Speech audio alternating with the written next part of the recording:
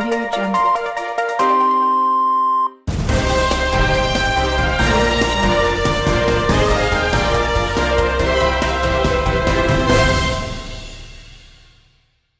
Good evening, America.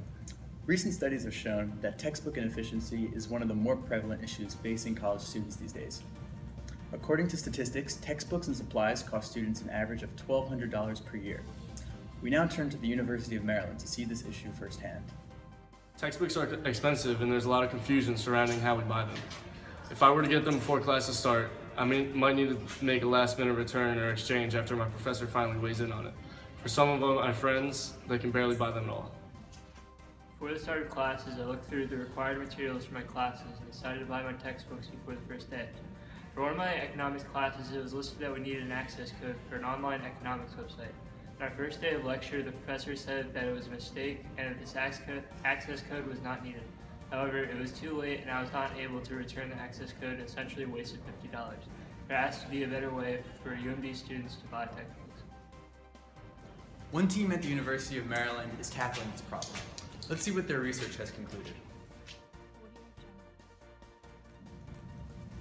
Oh, I didn't see you there.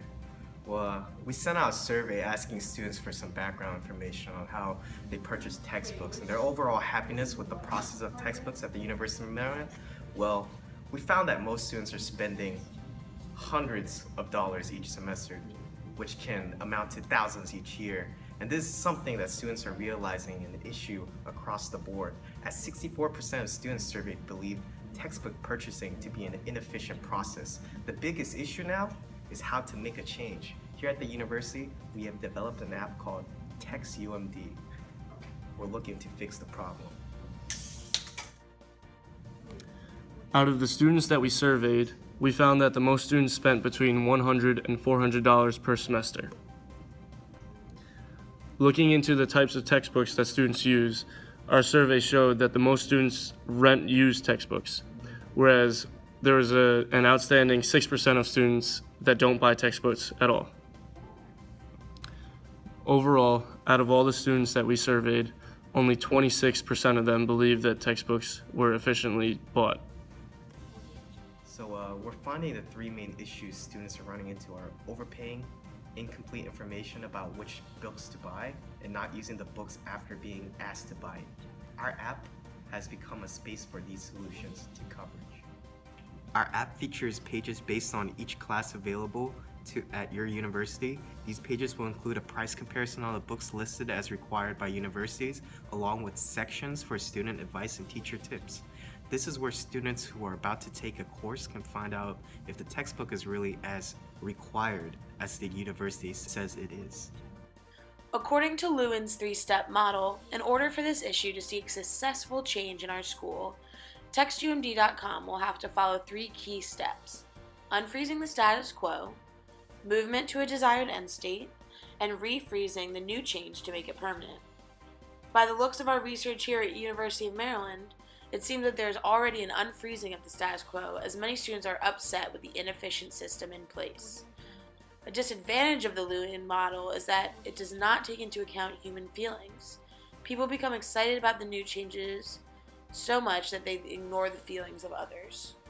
The opposition that TextUMD can expect could be from the university. This is because students would be spending less money on the expensive books from the school store.